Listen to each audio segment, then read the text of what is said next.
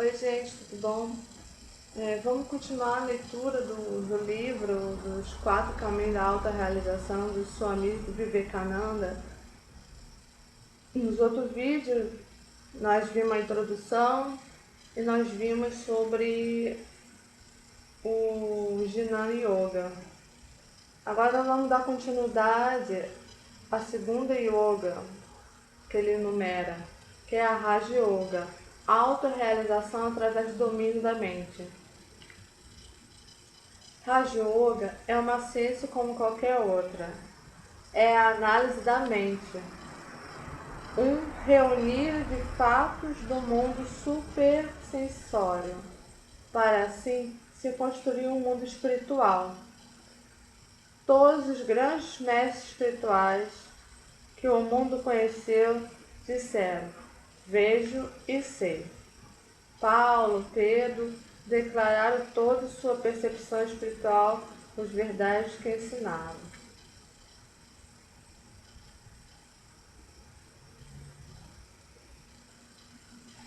A percepção é obtida pela yoga. Nem memória, nem consciência pode ser a limitação da existência. Há um estado superconsciente. Tanto este como o estado inconsciente são privados de sensação, porém com uma enorme diferença entre si, a mesma diferença que existe entre o conhecimento e a ignorância. A concentração da mente é a fonte de todo conhecimento. A yoga ensina-nos a tornar a matéria nossa escrava, como o deveria ser. Yoga significa jugo, jungir, isto é, juntar a alma do homem à alma suprema, ou Deus. Este nosso eu cobre apenas uma pequena consciência e uma vasta qualidade de inconsciência, enquanto sobre ele, e quase completamente desconhecida dele, está o plano de superconsciência. Através da prática fiel, camada após camada da mente se abre diante de nós, e cada uma dessas camadas nos revela um fato novo. Vemos como que mundos novos criados diante de nós. Novos poderes são postos em nossas mãos, mas não devemos parar no caminho, nem permitir que fiquemos deslumbrados por essas contas de vidro, quando a mina de diamante está à nossa frente. Só Deus é a meta. 3 coisas são necessárias ao estudante que deseja ter sucesso. Primeira, abandonar toda a ideia de gozo neste mundo e no outro, mas preocupar-se apenas com Deus e a verdade. Estamos aqui para conhecer a verdade, não para ter prazeres. Deixemos isso para os brutos que gozam como jamais deveremos gozar. O homem é um ser pensante e deve lutar até dominar a morte, até que veja a luz. Segundo, desejo intenso de conhecer a verdade de Deus. Sedes ansiosos por eles, suspirai por eles, como um homem que se afoga anseia pelo ar. Terceira, refreai a mente para que não se extreme. Refreai os sentidos. Voltai a mente para o interior. Sofrei tudo sem murmurar. Fixai a mente numa ideia. Pensai constantemente em vossa natureza real. Libertai-vos da superstição. Não vos hipnotizeis para acreditar em vossa própria inferioridade. Dia e noite dizei a vós mesmo que realmente sois, até que compreendais realmente compreendais vossa unidade com Deus. Sem essa disciplina não há resultado. Podemos ter consciência do absoluto, mas nunca poderemos expressá-lo. Temos que ir além dos limites do sentido e transcender mesmo a razão, e possuímos poder para fazer isso. Primeira parte. Segundo o Raja Yoga, o mundo externo não passa de forma grosseira do mundo interno sutil. O mais fino é sempre a causa, o mais grosseiro o efeito. Um homem que descobre e aprende como manipular as forças internas terá toda a natureza sob seu controle. A tarefa que o yogi se propõe realizar é nada mais, nada menos do que dominar todo o universo, dominar toda a natureza. Deseja chegar ao ponto em que aquilo que chamamos lei da natureza não tenha influência sobre ele, em que ele possa passar para além de todas elas, dominará toda a natureza interna e externa. Todo o nosso conhecimento é baseado na experiência, o que chamamos conhecimento por inferência, no qual vamos do menor para o geral ou do geral para o particular. Tem como base a experiência, no que chamam consciência exata. As pessoas facilmente encontram a verdade, porque elas apelam para as experiências de cada ser humano. A ciência não vos diz que acrediteis em coisa alguma, mas tem certos resultados que vêm de sua própria experiência, e raciocinando sobre eles, apela para alguma experiência universal da humanidade, ao pedir-vos que acrediteis em suas conclusões. Em toda ciência exata há uma base comum a toda a humanidade, de forma que podemos ver imediatamente a verdade ou a falsidade nas conclusões dali tiradas. Bem, a pergunta é a seguinte: a religião tem ou não tem essa base? Terei de responder tanto pela negativa como pela afirmativa. Religião, como é geralmente ensinada no mundo todo, dizem estar baseada na fé e na crença, e na maioria dos casos consiste apenas em diferentes séries de teorias. Essa é a razão pela qual encontramos as religiões discutindo umas com as outras. Essas teorias, além disso, são baseadas na crença. Um homem me diz que há um grande ser sentado sobre as nuvens, governando todo o universo, me pede que acredite apenas na autoridade de sua afirmativa. Da mesma maneira, eu posso ter minhas próprias ideias e pedir aos outros que acreditem nelas. Se me perguntarem a razão, eu não lhes poderei dar razão alguma. Por isso é que hoje em dia a religião e a filosofia metafísica têm mau nome. Todo homem instruído parece dizer: essas religiões não passam de um feixe de teorias sem qualquer padrão pelo qual possamos julgá-las, cada homem pregando suas próprias ideias de estimação. Contudo, há uma base de crença universal na religião, governando todas as diferentes teorias e todas as ideias variáveis das diferentes seitas em diferentes países, indo até suas raízes, e verificamos que também elas estão baseadas em experiências universais.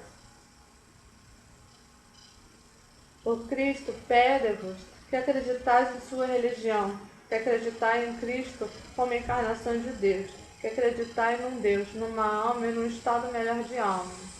Se eu lhe pedir para raciocine, ele me diz que acredita neles. Mas se fordes a nascente do cristianismo, verificareis que ele é baseado na experiência. Cristo disse que viu Deus, os discípulos disseram ter sentido Deus, e assim por diante. Igualmente no budismo, trata-se da existência do Buda. Ele experimentou certas verdades, viu-as, teve contato com elas e pregou-as ao mundo. Assim como os hindus, em seus livros, os escritores que são chamados rishis ou sábios declaram ter tido experiência em certas verdades e essas verdades pregam. Assim, é claro que todas as religiões do mundo foram construídas sob esse fundamento universal e adamantino de todo o nosso conhecimento. A experiência direta. Os mestres todos viram Deus. Todos eles viram suas próprias almas, viram seu futuro, viram sua eternidade e pregaram que viram. Contudo, há uma diferença. A maioria dessas religiões, especialmente nos tempos modernos, faz uma declaração peculiar, isto é, que tais experiências são impossíveis nos dias presentes, foram possíveis apenas para uns poucos homens, fundadores das religiões, e subsequentemente levaram seus nomes. No tempo presente, tais experiências se tornaram obsoletas, e portanto temos que tornar a religião como crença agora. Nego inteiramente semelhante ideia. Se houver uma experiência neste mundo, em qualquer ramo particular do conhecimento, segue-se absolutamente que tal experiência foi possível milhões de vezes antes de se repetir e se repetirá eternamente. Uniformidade é lei rigorosa da natureza. O que uma vez aconteceu pode acontecer sempre.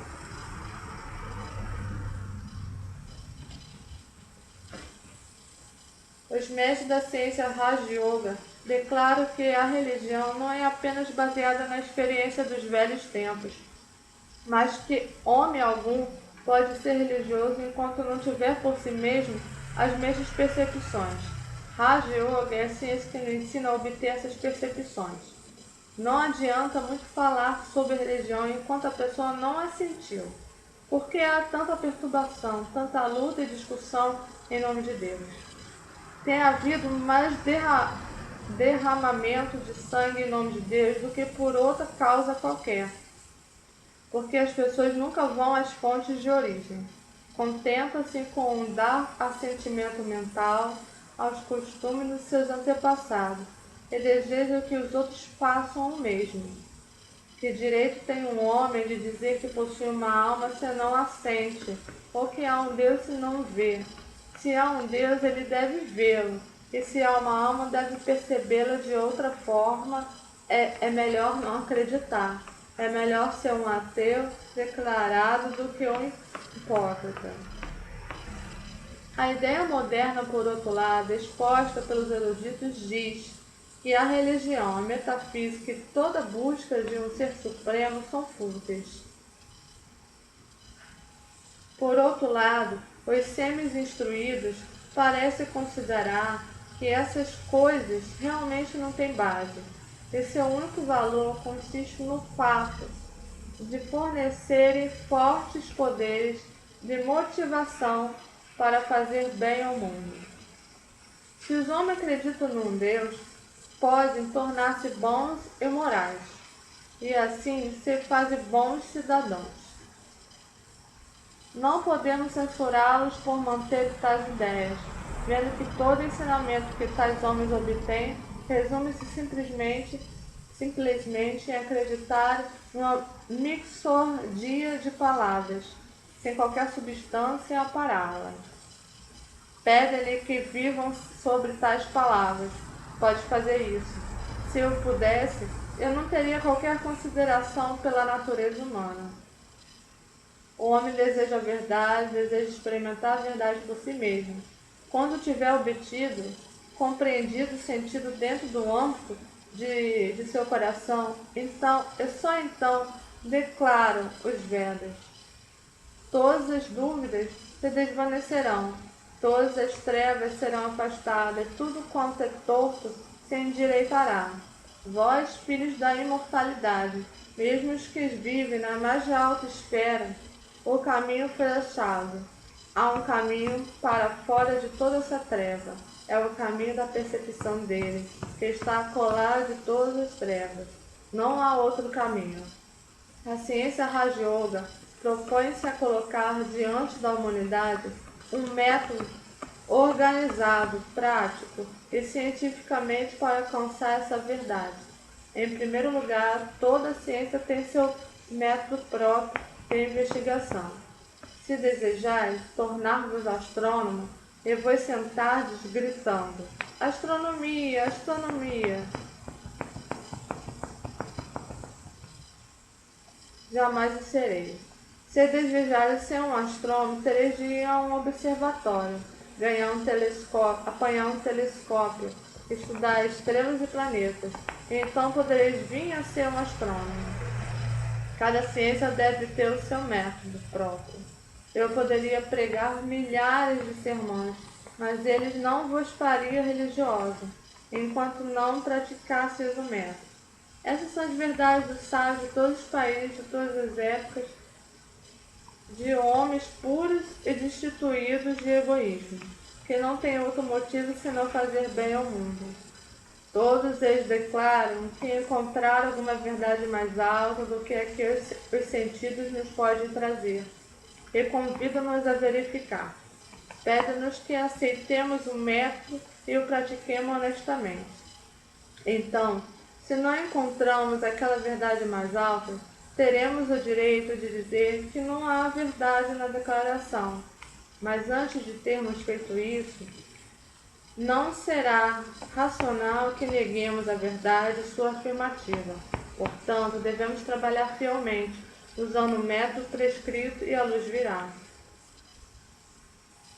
Adquirindo conhecimento, fazendo uso da generalização, e a generalização está baseada na observação.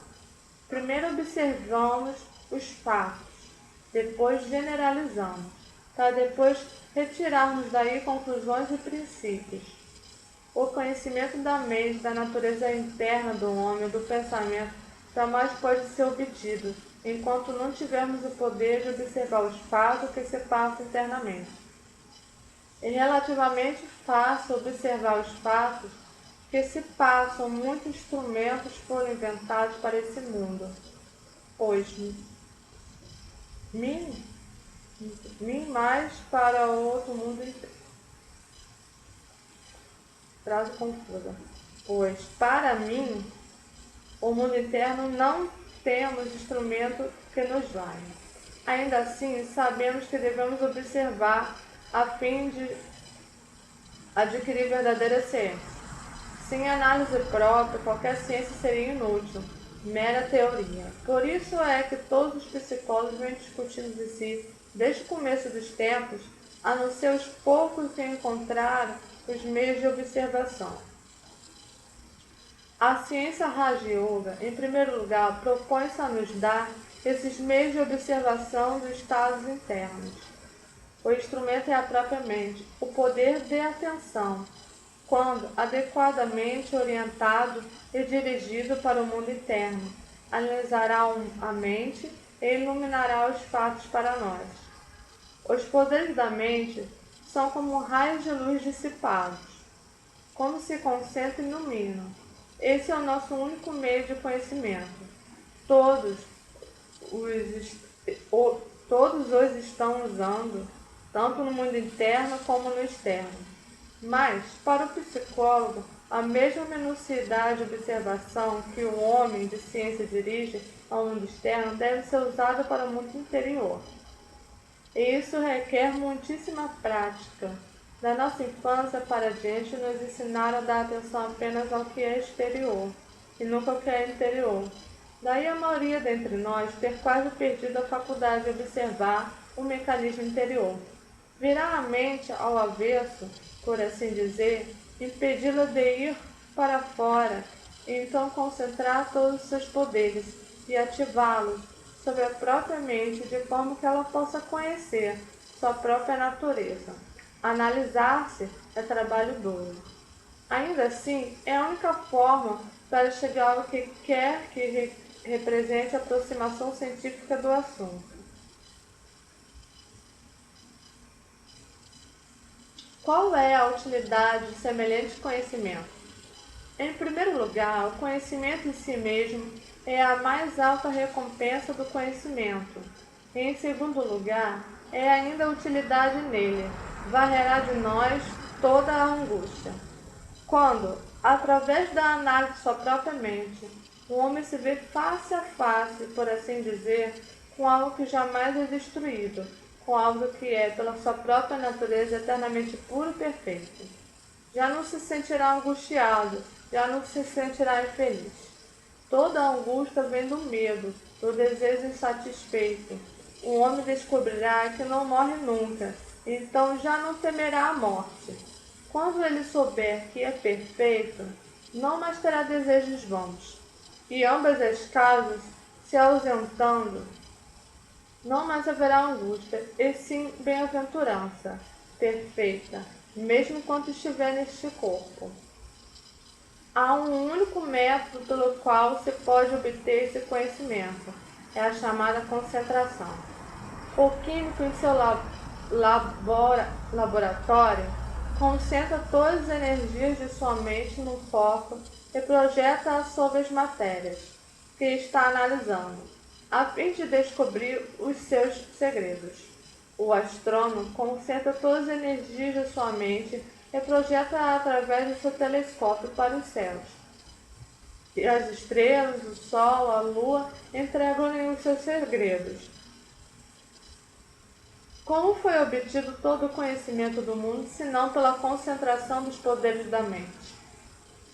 O mundo está pronto a entregar seus segredos. Se soubéssemos ao menos como bater-lhe à porta, como dar o golpe necessário.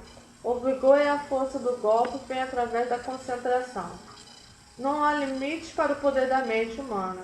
Quanto mais concentrada é, mais poder atrai para reforçar determinado ponto. Esse é o segredo. É fácil concentrar a mente em certos exteriores, pois ela se dirige naturalmente para fora. Mas não acontece isso no caso da religião, da psicologia, da metafísica, quando a substância e o objeto são um. O objeto é interno, a própria mente é o objeto, e é necessário estudar a própria mente, a mente estudando a mente. Sabemos que existe um poder mental chamado reflexão. Eu vos estou falando. Ao mesmo tempo, estou de lado, uma segunda pessoa, por assim dizer, sabendo e ouvindo o que estou dizendo. Vós trabalhais e pensais ao mesmo tempo, enquanto uma porção da vossa mente fica de lado e vê o que estáis pensando. Os poderes da mente devem ser concentrados e retomados para ela própria. E assim, como os lugares mais trevosos revelam seus segredos diante dos raios do sol que neles se introduzem, a mente concentrada será penetrada pelos mais recônditos segredos. Assim, chegaremos à base da crença, a real, genuína religião. Perceberemos por nós mesmos se temos almas, se a vida conta com 5 minutos ou com a eternidade, se há um Deus ou não um universo. Tudo isso nos será revelado. É isso que a Raja Yoga se propõe a ensinar. A meta de todo o seu ensinamento está como concentrar sua mente. Depois, em como descobrir os recessos mais recônditos da nossa própria mente. E a seguir, como generalizar seu conteúdo e formar, através dele, nossas próprias conclusões. Portanto, ela jamais pergunta qual é a nossa religião, se somos deístas, ateus, se somos cristãos, judeus ou budistas. Somos seres humanos e isso é suficiente. Cada ser humano tem o direito e o poder de procurar a religião. Cada ser humano tem o direito de perguntar os porquês, a razão e ter resposta a essas perguntas. Respostas dadas por ele mesmo se quiser votar esse caminho. Até aqui, portanto, vemos que no estudo da Raja Yoga não é necessário fé ou crença. Não creiais em nada, enquanto não descobrirás por vós mesmos. Isso é o que ela nos ensina. A verdade não precisa de escora que a sustente. Quereis dizer que os fatos de nosso estado vigilante requerem alguns sonhos ou quimeras que os provem? Certamente que não. O estudo do Raja Yoga requer bastante tempo e prática constante. Uma parte dessa prática é física, mas na maioria é mental. Com a continuação, descobriremos quanto a mente está intimamente ligada ao corpo. Se acreditarmos que a mente é simplesmente uma parte mais sutil do corpo, que a mente age sobre o corpo, então a mão nos dirá que o corpo deve agir sobre a mente. Se o corpo está doente, a mente também se torna doente. Se o corpo está sadio, a mente permanece sadia e forte. Quando estamos zangados, a mente se perturba. A maioria da humanidade traz a mente sob o grande controle do corpo, pois sua mente é pouco desenvolvida. A vasta massa da humanidade está bem pouco distante dos animais. Não só isso, mas em muitos casos o poder de controle nessa maioria, é pouco mais alto do que o dos animais considerados como os inferiores de sua espécie. Temos bem pouca ascendência sobre nossa mente. Portanto, para obter essa ascendência, para conseguir controle sobre o corpo e a mente, precisaremos de algum auxílio físico. Quando o corpo estiver suficientemente controlado, podemos tentar a manipulação da mente. Manipulando a mente, poderemos fazê-la sob nosso controle e compeli-la a concentrar-se nos poderes que desejamos. De acordo com a Raja Yoga, o mundo exterior não passa da forma grosseira do mundo interior, ou sutil. O mais fino é sempre a causa, o mais grosseiro, o efeito. Agora, o mundo exterior é o efeito, o interior é a causa. Da mesma maneira, as forças interiores são mais finas. Um homem que descobriu e aprendeu como manipular as forças interiores obterá o controle de toda a natureza. O yogi propõe-se nada menos do que dominar todo o universo, controlar toda a natureza. Deseja chegar ao ponto em que podemos dizer que aquilo que chamamos de lei da natureza não terá influência sobre o homem, sobre ele, em que estará em condição de passar para além de todas elas. Dominará toda a natureza interior e exterior. O progresso e a civilização dessa raça humana simplesmente significa o controle dessa natureza.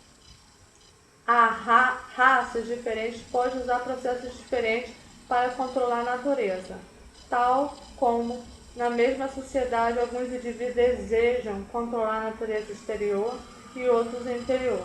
Assim, entre as raças, algumas desejam controlar a natureza exterior e outras interior. Algumas dizem que controlando a natureza interior controlamos tudo. Levados ao exterior, ambas têm razão.